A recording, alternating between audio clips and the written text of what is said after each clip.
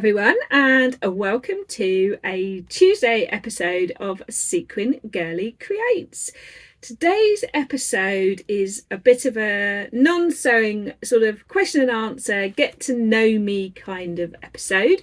I'm going to answer some questions that people have asked me and also just share with you some of the great things that are going around at the moment, sort of saying sort of this or that sewing and have you ever. So I just thought I'd do that. I thought it'd be a fun way to help you get to know me. So I'd love to hear and see your versions of these over on Instagram if you do them.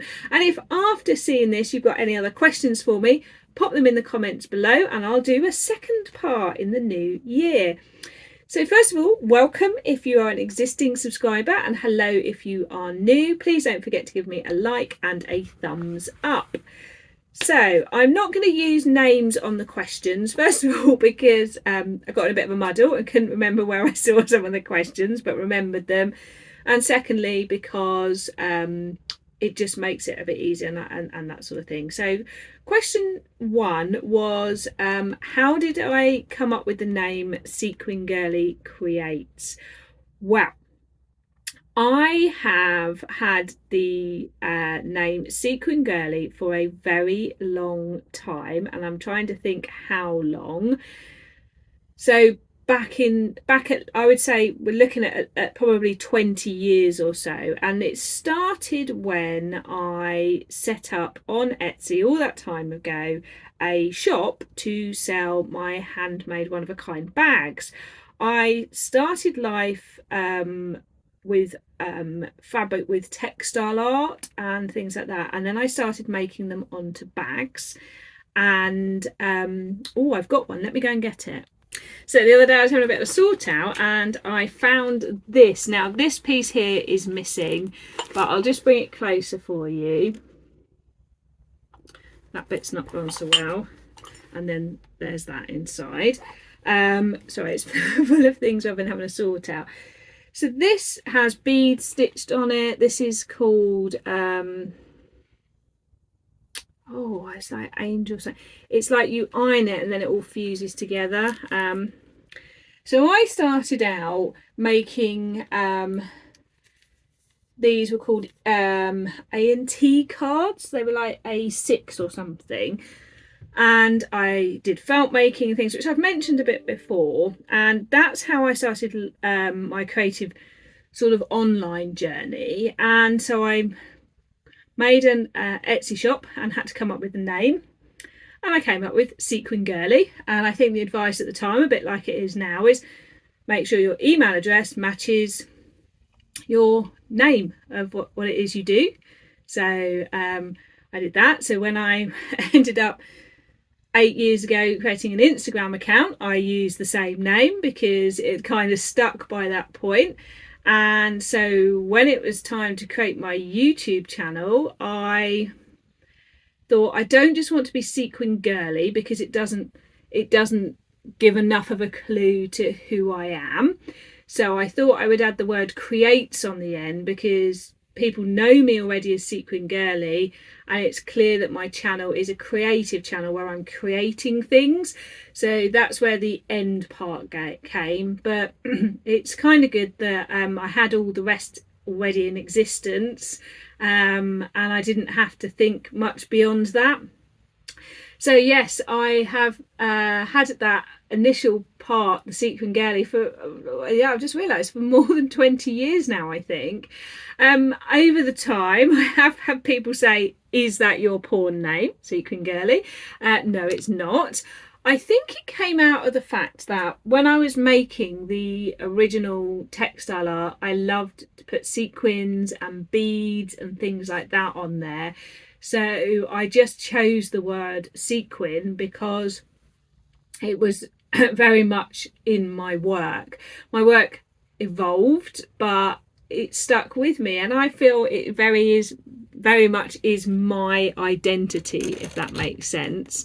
I feel I identify very much with being Sequin Girly. So there you go, that's where the name came from. I know that the person who asked was saying they're trying to come up with a name for their channel. I would say Don't make it too many words. Try not to have underscores and things. Try and match it to your Instagram. You can change your Instagram one if not, because it makes it easier for people to find you. And the easier it is to spell and type, the easier it is for people to search for you and find you. That would be my advice, because if it's too similar to other people's, they won't find you. And I've had that when I've been trying to tag people and found very similar ones. So something short and snappy that's easy for people to remember. If it's too complicated or too similar, other people will get muddled because there's a lot out there. So that's my advice on that. I was asked about printing PDFs. So at the end of this episode, I'm going to record my screen showing how to print like the one layer size, because someone asked about that, and I'm very happy to answer that. It's a bit like in one of my virtual socials, somebody asked how to tag someone in an Instagram story, so I shared my screen. If you don't know, I am quite a techie person. I'm what someone once described as a bit of an early adopter, not with everything, but with quite a few things, and I love technology. And yeah, if you ever want to ask me a technology question, I'll probably be able to help you answer it. Our house is a bit more technologically advanced than some of the people living in it is what I would say. So the next question I was asked was, how many years have I been sewing and when did I get into it? Well, interestingly, do you mean how many years I've been sewing or how many years I've been sewing clothes? Because that's a very different answer. Still a tricky answer, but very different. So sewing in general, I have probably always done something like that throughout my life. When I was little, I remember my nan teaching me to knit like a little scarf for my teddy bear. And my mum used to sew clothes and I must have learned and helped her. When I bought my first house when I was 19, who gets to do that these days? I bought fabric and sewed. I remember my mum teaching me how. I sewed all my curtains myself, so putting like the header tape on, doing all the seams, all that sort of thing, hemming them, I mean. So did that. I remember making cushions. And then, as I say, I got really into sort of bag making and textile art and did a lot of like felt making. I did commissioned textile art for people's houses, not masses. I then started making bags and things like that for the schools I worked at for their school and summer fetes. So I made a lot of like purses, tissue holders, crayon rolls, all that sort of thing. When my stepdaughter was little, we're talking like sort of 1 and 2, I used to make her dresses. So that was nearly 13 years ago. And I used to make like little lovely cord drawstring bags that we used to carry her things around. You know, when you go out with small children, just there's so much paraphernalia. So I used to make lovely little cord bags to put them in, because it meant you could have like one with the food in, one with the cutlery in, one with the wipes and the muslins in, and so on. So I used to do that. I've always like taken up clothes. I'm only 5'2", so hemming trousers and things. And I've dabbled with making my own clothes for more than a decade. I've definitely done upcycling more than anything else, like historically. I have tried before in the last 10 years to get properly into dressmaking with patterns. I managed it once and made a dress. I don't know why I didn't continue. I think I found it was a big 4 pattern. I think I found it traumatic enough that I needed a break after doing it. I did get a long way about 8 years ago making a shirt, and I've still got it and never finished it. I think I got scared of the collar. Big 4 pattern again. So I went back to just like randomly creating things myself. I did lots of like cushions for our home and for selling. I've done like table runners, all sorts of things. And I've had a sewing machine almost all of my adult life, if not all of my adult life. But the last 2 years I've really properly got into following patterns to sew clothes. I always followed like patterns to learn how to make new bag techniques, things like that. So it wasn't ever not about following a pattern. I think it's when I realised that there were the indie pattern companies who did far better pattern instructions, it felt a lot less alien to me. And also finding YouTube and finding the sew alongs, because as a visual learner, and a visual person who understands and has to do things to understand them, that was pretty scary because you could do it wrong if you didn't have someone there helping you. And actually YouTube was like having someone there helping me. When I think about reigniting the journey, one of the things was a Big Four pattern shorts pattern, and I made it out of a cheap throw that I bought from Sainsbury's for like £3. And I think the biggest thing that unlocked the sewing clothes part was that I'd bought fabric for a good while that I'd wanted to make into clothes. And actually, I remember about 12 years ago making a skirt and just making it up as I went along. And it not quite turning out, unsurprisingly, the way I wanted it to. But I think I always had the fear of not wanting to ruin the lovely fabric. So then I wouldn't do it because I couldn't be sure I'd get it right. So unlocking that, first of all, was learning to make toiles out of fabric that didn't matter and realising that wasn't a waste of time. And secondly, finding other pattern companies where the steps were much clearer. So if you're sat out there thinking, I really want to get going with this or want to get into it properly, I highly recommend going for one of the independent pattern companies like Tilly and the Buttons, Friday pattern companies, Helen's Closet, anybody like that, because there's sew alongs, their instructions are clear, and make the item more than once, because the confidence that will build in you is huge. If you've never really touched a sewing machine before, because obviously prior to kickstarting the pattern clothes bit again, I'd been using a sewing machine for decades. So things like all the controls and all of that and the straight lines and the curves and everything, that wasn't a problem for me when I started doing clothes again, because I'd already got those skills. If you haven't, get some fabric, whatever, and just practice straight lines, curves, folding a hem. Just get something that you were going to chuck in the bin, like an old pillowcase that's got a rip in it, and just keep sewing straight lines and curves and ironing a bit over and stitching it and turning around the corner and all of that, because it's a bit like driving. It will eventually become muscle memory to an extent. So do it on something that doesn't matter. Right, next question is, what are your family's thoughts on like your sewing and your YouTube vlogging and everything?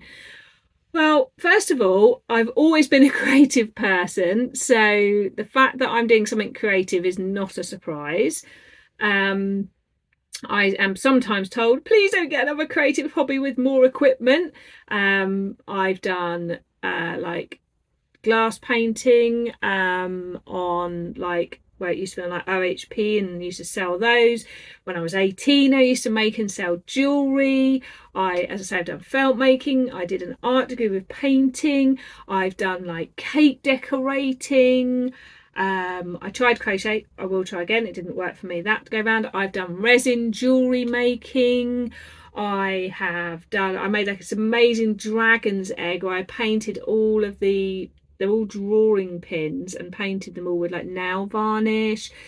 So, I've done like dyeing of fabric and clothes, and so to my family, this is just another version of the constant creative journey that I'm on.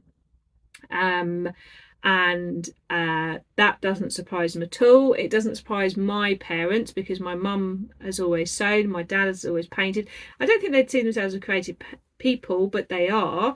The YouTubing bit, that creates mirth in our house, because there is are you filming? Because like they see me trotting off with my camera or making a mess somewhere, or walking around the house in lovely earrings, because I love to share. She says not wearing any today. I love to share my lovely earrings with you, or like today I've got a lovely Christmas jumper on with my pajama trousers, and like the look of, oh, we're in a YouTube filming mode, are we? I think that the teenager is like, it's like they're suspicious of the YouTube, but I definitely have earned kudos from her, knowing that I've got lovely followers in the US. That's definitely been something that she was impressed by.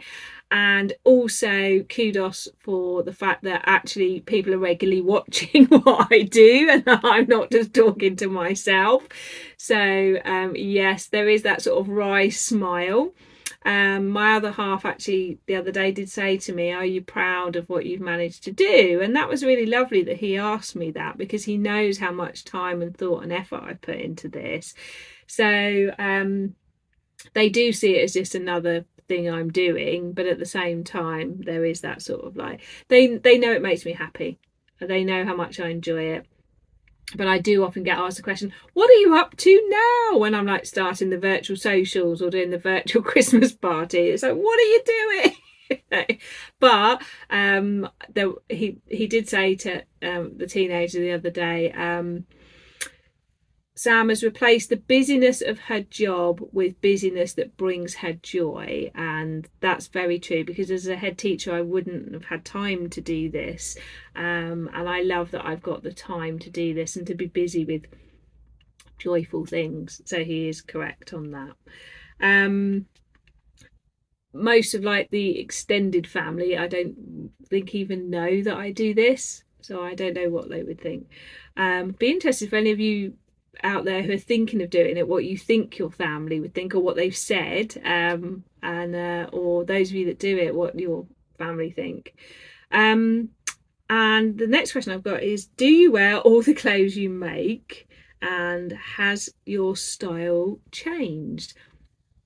In answer to the question, do I wear all the clothes I make? No, because I'm still working out the difference between making something I'll wear and making something just because I like the look of it. It's getting better. I'm getting more realistic, and I'm going to keep on that journey of asking myself, will I really wear this, or do I just love the look of it? Because I feel it's quite wasteful.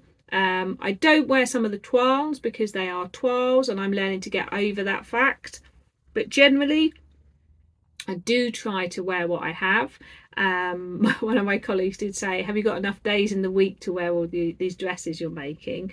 The answer is definitely yes, and I'm definitely a repeat wearer of clothes as well. I do like to go through my wardrobe and my shoes and see who's not had a turn to be worn for a while, and to help them fulfill their destiny, because that's what their life is for. So if I don't wear it, I do ask myself hard questions that I'm trying to learn from. I have stopped wearing a lot of my vintage clothes, and so I'm analysing why, to prevent those mistakes moving forward. I don't think they were mistakes at the time, because I used to wear them, but I'm making sure that things I have that I don't wear are leaving the house, so there's space for the things that I do, and just space in general. And has the second part of that, has your style changed? Well, when I was a teenager, as I've mentioned before, I was a goth for a while, only blonde-haired goth, I think.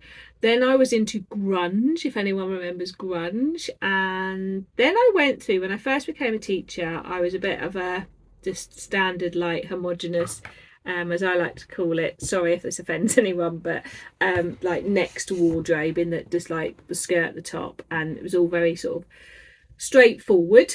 And that really wasn't me, but I don't think I knew at that point who I was in a professional dressing way, because I'd come out of being like goth and grunge, and I was just in a little lost period, I think, of style, which I think sometimes we are in our 20s. I'm not sure. Tell me what you think.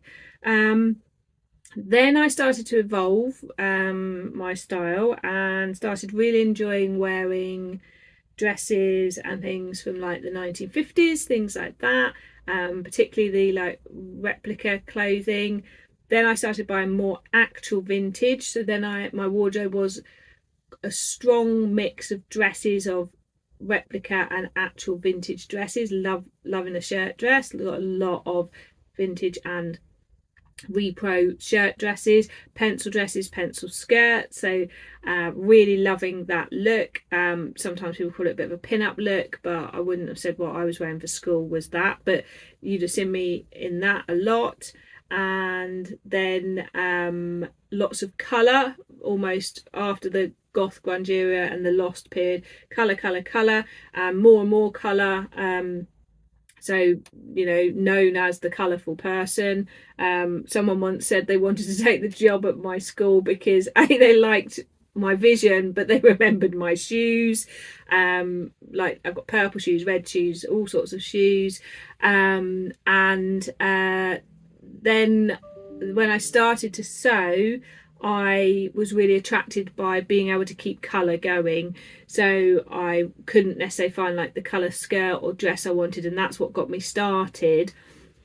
Is I wanted a pink blouse, but I couldn't find one.